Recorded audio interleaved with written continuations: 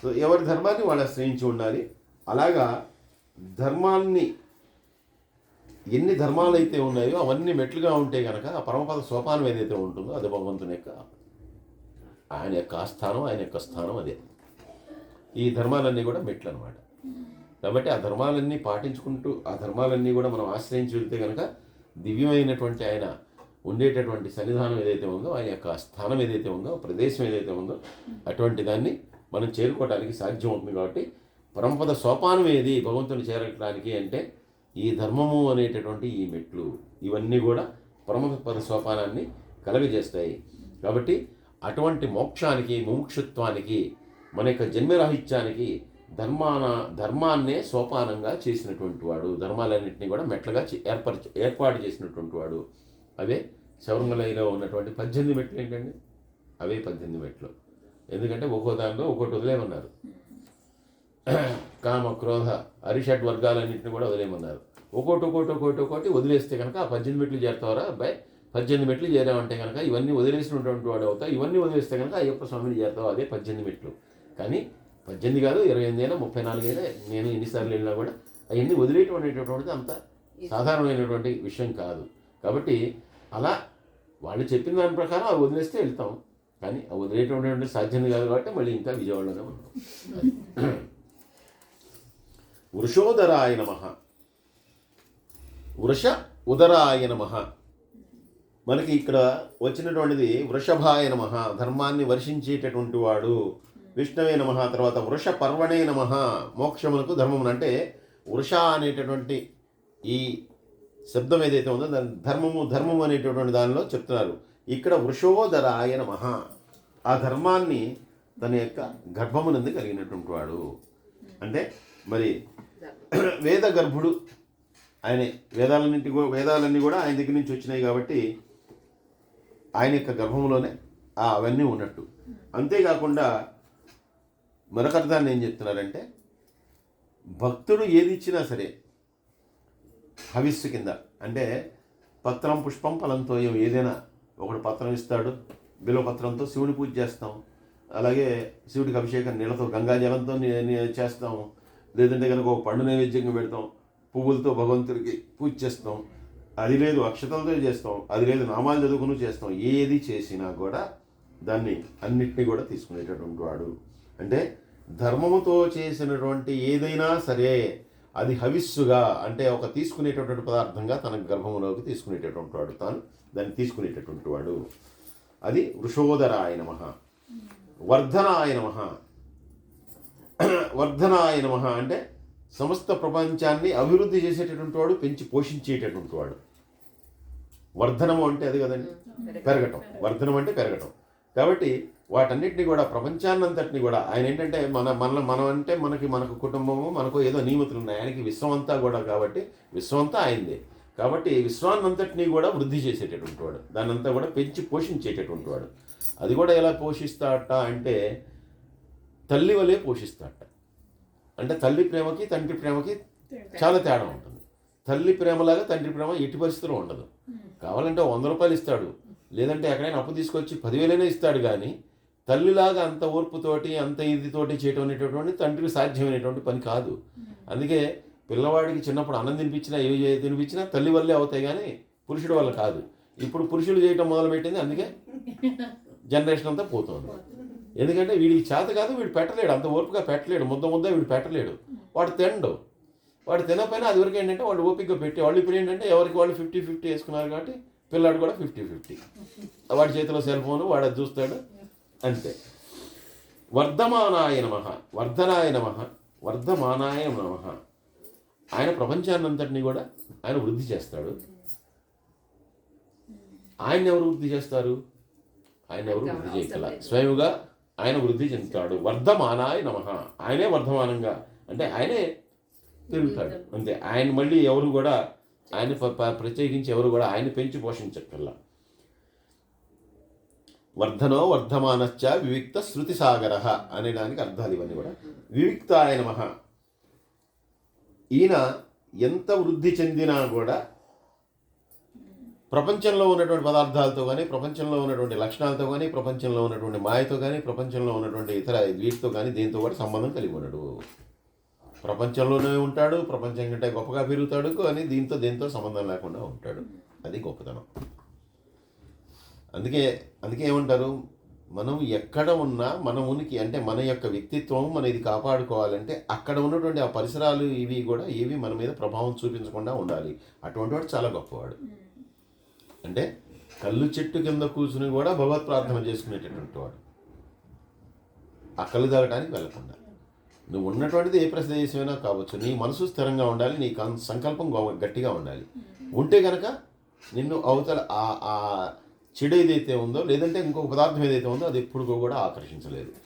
కానీ అలా ఉండటం కష్టం కాబట్టి ఆ ప్రాంతాన్ని కూడా వదిలేసి ఒక ఏకాంతమైనటువంటి ప్రదేశాన్ని వెతుక్కుంటాం. ఎందుకంటే ఈ ప్రదేశం మళ్ళీ ప్రలోభ పెడుతుంది అనేటటువంటి ఉద్దేశంతో. కానీ ఆయనకు అటువంటి ప్రలోభాలు ఏం లేవు కాబట్టి ఆయన ఈ ప్రపంచంతోనే ఉన్న ప్రపంచంలో ఉన్నటువంటి లక్షణాలు కానీ దీని యొక్క గుణాలు కానీ దేనికి అంటకుండా ఆయన దీనిలోనే వృద్ధి చెందినా కూడా దీనికి సంబంధం లేకుండా ఉండగలిగినటువంటి వాడు. వివిక్తాయ నమః. తర్వాత శృతి సాగరాయ నమః. వేదములకు నదులకు వీటన్నిటికీ కూడా ఈయన అనంతమైనటువంటి సాగరము వంటి వాడు.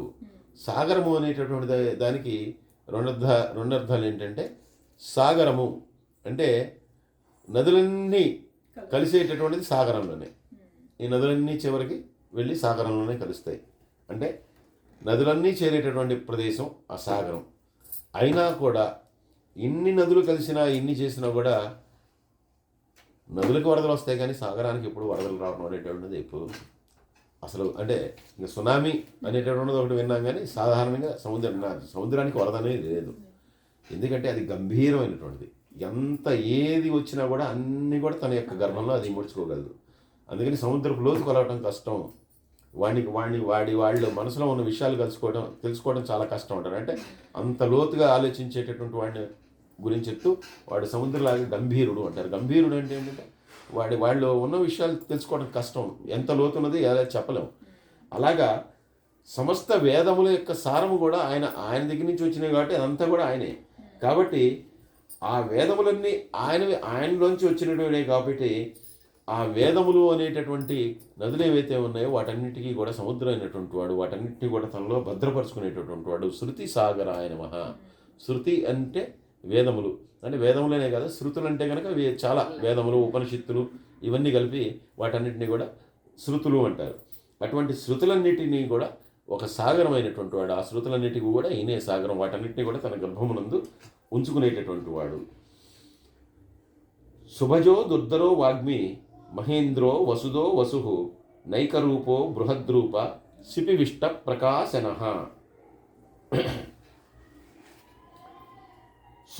సుభుజాయ నమః. చక్కని భుజములు కలిగినటువంటి వాడు. చక్కని భుజములు కలిగినటువంటి వాడు అంటే అందమైనటువంటి భుజాల చూడటానికి బాగుంటాయి. అంటే ఎవరైనా రక్షించేది దేంతోనండి? చేతులతోనే కదా. ఎవరైనా రక్షించాలంటే మనం ఏం చేస్తాం? నా వరకు నేనేం చేస్తాను, స్వామి నేను ఇంకా ఈ ఆధ్యాత్మిక దీనిలో ఇంకా ముందుకెళ్ళాలనుకుంటున్నాను, లేదంటే ఈ విష్ణు సహస్రం అందరికీ చెప్పాలనుకుంటున్నాడు, దీనికి సరైనటువంటి అర్థాన్ని చెప్పగలిగినటువంటి శక్తియుక్తులంతా కూడా ప్రసాదించాల్సిందే, అంత నీదే భారం అని చెప్పి నేను నమస్కరించుకుంటున్నాను. అలాగే ఇంకోళ్ళు ఇంకో రకంగా నమస్కరించుకుంటున్నారు, ఇంకోళ్ళు ఇంకో రకంగా నమస్కరించుకుంటున్నారు. ఇక్కడ ఉన్నటువంటి మనందరం కూడా భగవంతుని ఏదో ఒకటి మనం నమస్కరించుకుంటున్నాం. అంటే మన భారం ఏదైతే ఉందో ఇదంతా కూడా తీసుకెళ్ళి ఆయన మీద పడేస్తున్నాం. ఇన్ని భారాల్ని కూడా తన భుజముల మీద మోసేటటువంటి వాడు. ఈ భారాలన్నింటినీ కూడా మోసేటటువంటి వాడు. అది సుభుజాయ నమః. అది ఆ భుజాల మీద ఆ భారాన్ని అంతా మోస్తూ ఉంటాడు. కాళ్ళ మీద చేతుల మోకాళ్ళ మీద ఎవరు మోయరు కదా, చేతుల మీద ఎవరైనా కూడా బలాన్ని మోస్తూ ఉంటారు. కాబట్టి ఇలాగా ప్రపంచంలో ఉన్నటువంటి భక్తుల యొక్క కోరికలన్నింటినీ కూడా తన యొక్క భుజస్కంధాల మీద మోసేటటువంటి వాడు. దుర్ధరాయ నమః. శత్రువులకు కానీ వాళ్ళకి కానీ ఏ రకంగానూ కూడా వాళ్ళు ఈయన్ని అడ్డగించడానికి సాధ్యం కానటువంటి వాడు. అంటే ఈయన్ని ఎవరైనా కనుక అవరోధం కలుగజేద్దాం అనుకున్నా, ఈయన్ని ఆపేద్దాం అనుకున్నా కూడా వాళ్ళెవరికి కూడా సాధ్యం కాదు. అటువంటి శక్యము కానటువంటి వాడు. దుర్ధరాయ నమః. వాగ్మినే నమః. అద్భుతమైనటువంటి అమృతతుల్యమైనటువంటి వాక్కులు కలిగినటువంటి వాడు. ఉదాహరణ భగవద్గీత. ఇంక వేరే ఉదాహరణ చెప్పాల్సిన అవసరం లేదు. ఇంకా ఆయన ఒకసారి వాక్కు చెప్పిన తర్వాత అది అమృత తుల్యమే, అంతే. మహేంద్రాయ నమః. మహేంద్రాయ నమః అంటే ఇంద్రుడికి మళ్ళీ ఉపేంద్రుడు చెప్పాడు. ఇలాంటి పదాలన్నీ కూడా అంతకుముందు శ్లోకాల్లో వచ్చాయి. ఉపేంద్రుడు అంటే ఆయన యొక్క తమ్ముడు. ఇలా ఈయన మహేంద్రాయ నమః అని చెప్పి ఇప్పుడు పరమాత్మని కీర్తిస్తున్నారు. మహేంద్రుడు అంటే ఇంద్రుడికి కంటే కూడా గొప్పవాడు. ఇంద్రుడి కంటే కూడా గొప్పవాడు. ఇంద్రుడి కంటే గొప్పవాడు అంటే ఇక్కడ ఏమని చెప్తున్నారంటే, అంటే అంతకుముందు చెప్పినటువంటి అర్థాల్లో మరి దేవతలందరికీ ప్రభు ఇంద్రుడు అయితే కనుక మళ్ళీ ఆయనకి ప్రభువు కూడా ఈయనే కాబట్టి ఆ రకంగా ఒకటి. ఉపేంద్రుడు అంటే ఇంద్రుడికి తమ్ముడు. ఉపేంద్రుడు. ఈయన ఇక్కడ ఏం చెప్తున్నారంటే గొప్ప ఐశ్వర్యవంతుడు. ఐశ్వర్యము అంటే కేవలం ధనమనే కాదు, సమస్తము కూడా ఇవ్వగలిగినటువంటి వాడు. అది ఐశ్వర్యం అంటే అన్ని సమస్తము. ఇప్పుడు ఇంద్రుడు ఉన్నాడు అనుకోండి, ఇంద్రుడు అష్టదిక్పాలకులకు అధిపతి ప్రభు ఆయనే, ఇంద్రుడే. అంటే అష్టదిక్పాలకులు ఎవరున్నారు? వాయువు ఉన్నాడు, అగ్ని ఉన్నాడు, కుబేరుడు ఉన్నాడు, వరుణుడు ఉన్నాడు, యముడు ఉన్నాడు. అంటే ఎన్ని డిపార్ట్మెంట్స్ అయితే ఉన్నాయో ఆ డిపార్ట్మెంట్స్ అన్నిటికీ ఆయనే హెడ్ ఆఫ్ ది డిపార్ట్మెంట్ ఆయనే. వీళ్ళందరూ కూడా ఏం చేయాలన్నా కూడా వాళ్ళకి ఈయన పర్మిషన్ ఉండాలి. ఇంద్రుడు కనుక ఇది చేయొద్దంటే చేయకూడదు, చేయరు కూడా. ఇప్పుడు అందుకే ఏం చెప్పాడు, కృష్ణుడు ఆ గోవర్ధనగిరి పూజ చేస్తుంటే ఇంద్రుడికి చేయాల్సిన పూజ అంతకుముందంతా ఇంద్రుడు చేసేటటువంటి పూజని గోవర్ధనుడికి చేయమని చెప్పి కొత్తగా కృష్ణుడు ప్రపోజల్ పెట్టాడు. పెట్టగానే వాళ్ళందరూ విని మొదలు పెట్టారు. ఈసారి గోవర్ధనగిరి చేద్దాం, ప్రతిసారి ఇంద్రుడు చేస్తున్నాం కదా అని చెప్పి వాళ్ళు మొదలు పెట్టారు. వెంటనే ఇంద్రుడు కోపం వచ్చింది, నాకు చేయాల్సిన పూజ ఏదో కొండకి చేస్తున్నారు వీళ్ళు, ఈ పిచ్చోళ్ళు అని చెప్పి వరుణుడికి ఆదేశాలు ఇచ్చాడు. నువ్వు భయంకరంగా అక్కడ పిడుగులతో వర్షించు అని చెప్పి వెంటనే భీభత్సమైనటువంటి వర్షాన్ని కురిపించాడు. అంటే ఈయన ఏం చెప్తే వాళ్ళకి చేయాలి, వాళ్ళందరూ ఈయనకి లోబడి ఉండేటటువంటి వాడు.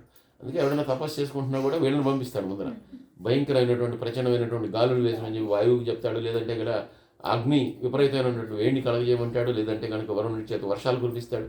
ముందర ప్రకృతి తన చేతిలో ఉండేటటువంటి వాటి చేత చేస్తాడు. అంతకుముందు వీళ్ళని పంపిస్తాడు. రంభ వరసం వేర కావాలంటారు.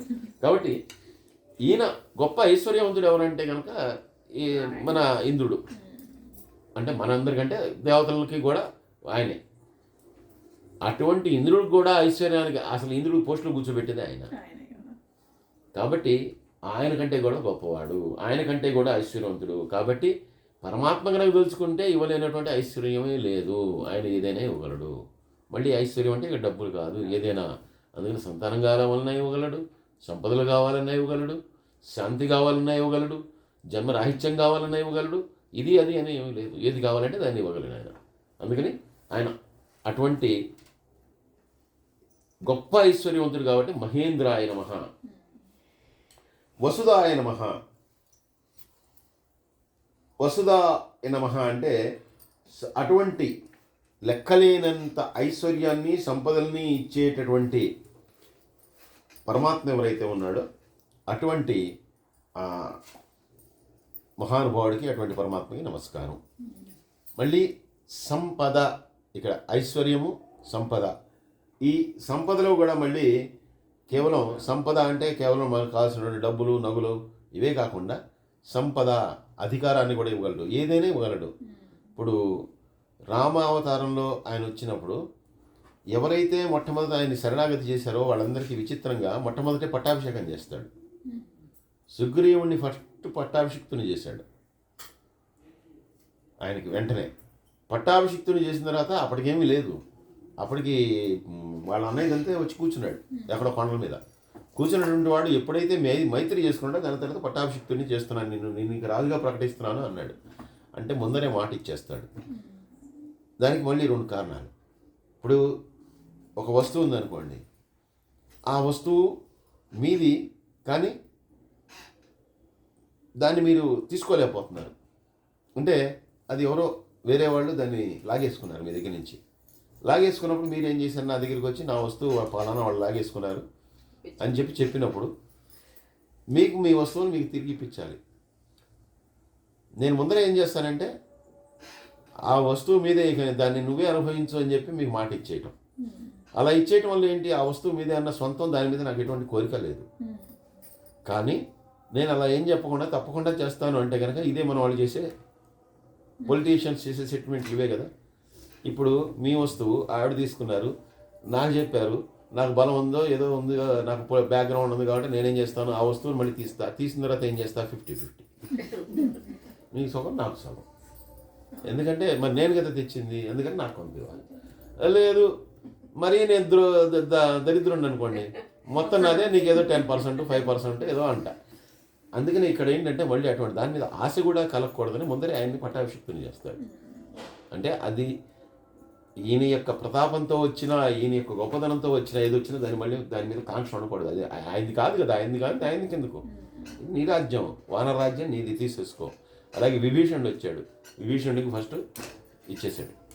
అంటే మరి రావణాసురుని చంపినప్పుడు లంక ఎవరిది అవుతుంది, రాముడిది అవుతుంది. ఏ రాజు అవతల రాజుని చంపాడో వాళ్ళ ధర్మం ప్రకారం వాడిదే రాజ్యం. ఆ రాజు వదిలిపెట్టేసి వెళ్ళిపోయిన తర్వాత ఆయన తీసుకున్నాడు. విభీషణుడు అంతకుముందే అనౌన్స్ చేశాడు, will be the next king, next leader నువ్వే అని ఇచ్చేశాడు. ఎందుకంటే మరి లంకా రాజ్యం మిగిలినవైతే వదిలిపెట్టాం. ఇప్పుడు వానరాజ్యంలో కూడా ఏమున్నాయో ఏం లేవో అనుకున్నా కూడా మరి లంకా రాజ్యం అనేటటువంటి చాలా సంపన్నమైన రాజ్యం. ఎందుకంటే ప్రపంచంలో కొట్టుకొచ్చినవంతా కూడా లంకలోనే ఉన్నాయి, ఆయన దగ్గర పెట్టుకున్నాడు. అయినా కూడా ఆయన ఏమీ తీసుకోవాలి, కనీసం పుష్ప విమానం కూడా తీసుకోవాలి. నాకు ఏది వద్దని చెప్పి అన్ని విభీషణుడికి ఇచ్చి వెళ్ళిపోతాను. సో అది కాబట్టి దేన్నైనా ఇవ్వగలిగినటువంటి వాడు. వసుదాయ నమః.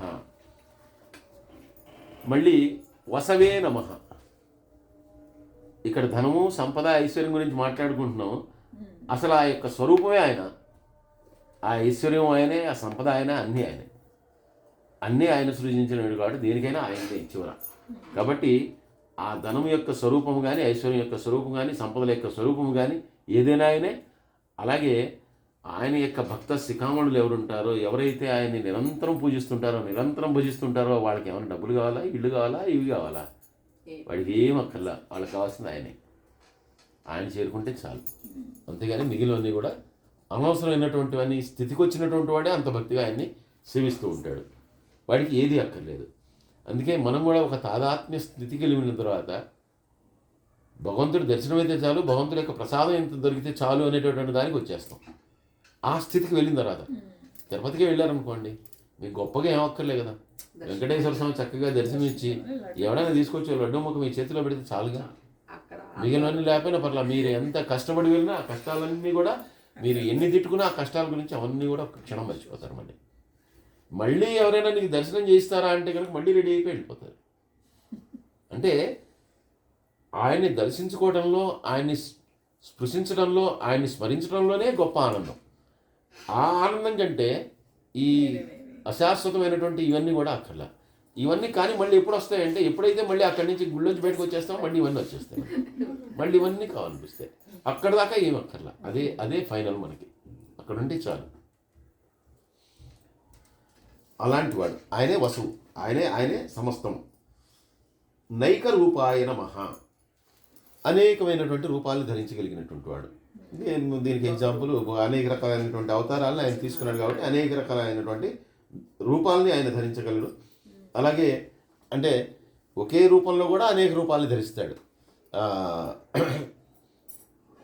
మైసభకు కాదు, కౌరవులతో మాట్లాడటానికి, సంధి చేయడానికి వెళ్ళినప్పుడు కూడా అక్కడ ఎప్పుడైతే మరి దుర్యోధనుడు మొదలైనటువంటి వాళ్ళందరూ కూడా ఆయన పట్టుకోవాలని ట్రై చేస్తారు. వెంటనే అక్కడే విశ్వరూపాన్ని ప్రదర్శించాడంటే ఒక్కసారి ఉన్నటువంటి రూపాన్ని పెంచేసుకున్నాడు. ఆంజనేయ స్వామి లంకలో వెళ్ళడం సూక్ష్మ రూపంలో వెళ్ళాడు, చిన్న ఒక పిల్లిలాగా వెళ్ళాడు. పిల్లిగా వెళ్ళినటువంటి వాడు ఎప్పుడైతే మామూలుగా చెట్టు మీద కూర్చున్నప్పుడు దాకా పిల్లిగానే ఉన్నాడు. ఆ తర్వాత కిందకు వచ్చాడు. కిందకు వచ్చిన తర్వాత ఎప్పుడైతే ఆయన గురించి అందరికీ తెలిసిందో వెంటనే భయంకరమైనటువంటి ఉగ్రరూపాన్ని పొందాడు. ఉగ్రరూపాన్ని పొంది అక్కడ అంతా నాశనం చేశాడు. నాశనం చేసిన తర్వాత పట్టుకొచ్చిన తర్వాత ఇంకా వెంటనే రూపాన్ని సడలించేశాడు. కట్లన్నీ పీక్కున్నాడు. ఊడబిక్కుని మళ్ళీ భయంకరమైనటువంటి రూపాన్ని పొందాడు. మళ్ళీ అదంతా కూడా విధ్వంసం చేశాడు, వెళ్ళిపోయాడు. అంటే ఎలా కావాలనుకుంటే అలాగా ఒక రూపంలో అనేక రూపాలను ధరించగలవాడు. అదే ఆంజనేయ స్వామిగా ఉండి సూక్ష్మంగాను స్థూలంగాను ఎలా కావాలంటే అలా వెలిగిపోయాడు. సాక్షాత్తు భగవత్ స్వరూపుడు కాబట్టి అలాగే శ్రీకృష్ణుడిగా కూడా సూక్ష్మంగాను కనిపిస్తాడు, స్థూలంగా కనిపిస్తాడు. ఎలా కావాలంటే అలాగే వెళ్ళిపోగలడు. అలాగే అనేక రూపాలని ధరించగలిగినటువంటి వాడు. బృహద్రూపాయ నమః. పెద్ద రూపాన్ని ధరించగలిగినటువంటి వాడు. బృహద్ రూపము, బృహత్ అంటే ఏదైనా బృహత్ కార్యము అంటే చాలా పెద్ద కార్యము, గొప్ప కార్యము అనేటువంటి అర్థం. అలాగే బృహద్ రూపాయ నమః. విశిష్టమైనటువంటి భయంకరమైనటువంటి రూపాలు ధరించినటువంటి వాడు.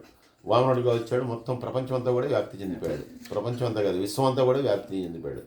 అలాగే తన విరాట్ స్వరూపాన్ని చూపించినప్పుడు కూడా అర్జునుడు చెప్తాడు కదా, నాకేమి తెలియటట్లేదయ్యా, ఒక్కది అన్ని దిక్కుల్లో నువ్వే కనిపిస్తున్నావు, తర్వాత అన్ని లోకాల్లో నువ్వే కనిపిస్తున్నావు, నాకేం తెలియట్లేదు అంటే అంత వ్యాపించగలిగినటువంటి శక్తి ఉన్నటువంటి వాడు. సిపి విష్టాయ నమః. ఉజ్వలమైనటువంటి కాంతి కలిగినటువంటి శరీరము కలిగినటువంటి వాడు. అంటే ఆయన యొక్క శరీరము నుండి వచ్చేటటువంటి కిరణాలు ఏవైతే ఉన్నాయో ఆ కిరణాల ద్వారా సమస్తాన్ని కూడా ప్రకాశింపజేస్తాడు. ఆయన స్వయం ప్రకాశకుడు. ఆయన నుండి వచ్చేటటువంటి కిరణాల వలన కూడా అన్నిటినీ కూడా ప్రకాశింపజేస్తుంటాడు, అన్నిటిని కూడా వెలుగు చేస్తాడు. అందుకే సూర్యుడి కాంతి ఎక్కడ ఒక చిన్న రే ఒక కిరణం ఎక్కడ పడినా కూడా ఆ ప్రదేశం అంతా కూడా మంచి లైటింగ్ ఉంటుంది, మిగిలినంతా చీకటిగా ఉంటుంది. ఒక రేఖ ఒక ఇది చాలు. అలాగే భయంకరంగా మంచు కురుస్తూ ఏది దారి కనపడదు, ఎదురు ఉన్నటువంటి వస్తువు కనపడదు, ఇంత దూరంలో ఉన్నటువంటి వాళ్ళు కూడా కనపడరు. అంతటిది కూడా ఒక్కసారి కనుక ఆయన కనుక పైకి వచ్చాడంటే మొత్తం మాయం. ఇదంతా కూడా ఏమైపోయిందో కూడా అర్థం కాదు, క్షణంలో అంతా సీన్ మారిపోతుంది అక్కడ. కాబట్టి ఆయన యొక్క కిరణాలతోటి సమస్తాన్ని కూడా ప్రకాశింపజేయగలిగినటువంటి వాడు. ప్రకాశనాయ నమః. తన యొక్క అనుగ్రహం వలన ఎవరికైతే తన యొక్క స్వరూపాన్ని చూపించాలనుకుంటాడో అటువంటి వాళ్ళకి తన యొక్క దివ్యమైనటువంటి రూపాన్ని కూడా చేసేటటువంటి ఒక అదృష్టాన్ని ప్రసాదిస్తాడు. అది మన అర్జునుడే కావచ్చు, లేదంటే ఇక ధృతరాష్ట్రుడే కావచ్చు, వాళ్ళందరికీ కూడా అట్లాంటి దర్శించేటటువంటి భాగ్యాన్ని కలిగించాడు. వాళ్ళకే కాకుండా ఈ ప్రహ్లాదుడికి కూడా మరి నృసింహావతారంలో ఆయన అవతరించినప్పుడు ఆయనకు కూడా అటువంటి భాగ్యాన్ని కలిగజేశాడు. కాబట్టి ఎవరైతే తన యొక్క భక్తులు ఉంటారో అటువంటి వారికి తన విశ్వరూపాన్ని సందర్శించేటటువంటి యోగ్యతని అర్హతని కూడా కల్పించి వాళ్ళని అలాగా తన గొప్ప రూపంతో వాళ్ళందరినీ కూడా ప్రకాశింపజేసేటటువంటి వాడు. ఒక్కసారి ఎవరైతే ఆయన్ని దర్శిస్తారో వాళ్ళందరూ కూడా ఇంక తర్వాత వాళ్ళు కూడా ప్రకాశవంతులు అవుతారు. ప్రహ్లాదుడు మరి ఆయన భక్తుడు, తర్వాత ఎప్పుడైతే ఇంకా ఆయన్ని దర్శనం చేసుకున్నాడో ఆ తర్వాత అంతా కూడా ఒక బ్రహ్మాండమైనటువంటి మార్గంలో నడిచాడు. ఆయన దగ్గర చిన్న ఎక్కడ కూడా ప్రహ్లాదుడి యొక్క దీని మీద ఎక్కడ కూడా ఎవ్వరికి కూడా చిన్న నెగిటివ్ కూడా లేదు. ఆయన ఎప్పుడు ఏది కానిది చేయలేదు. అలాగే ఉన్నతమైనటువంటి ఇంద్ర పదవికి కూడా ఆయన అర్హుడయ్యాడు. అలాగే అర్జునుడికి కూడా ఎప్పుడైతే ఈ స్వరూప సందర్శనం అయిందో వెంటనే తాను యుద్ధానికి సన్ముఖుడయ్యాడు, వెంటనే చేయవలసినటువంటి కార్యం అంతా కూడా చేశాడు. కాబట్టి ఒక్కసారి ఆయన దర్శన మాత్రం చేత ఆయన దివ్య రూపాన్ని దర్శించడం వల్ల అవతల వాడు కూడా ప్రకాశిస్తాడు. ఆయన స్వయం ప్రకాశుడు, ఆయన కిరణాలతో ఆయన ప్రకాశిస్తాడు, అవతల వాళ్ళని కూడా ప్రకాశింపజేయగలిగినటువంటి శక్తి సామర్థ్యాలు కలిగినటువంటి పరమాత్మ. అటువంటి పరమాత్మకి నమస్కారం. సర్వే జనా సుఖినో భవంతు, సమస్త లోకా సుఖినో భవంతు. స్వస్తి.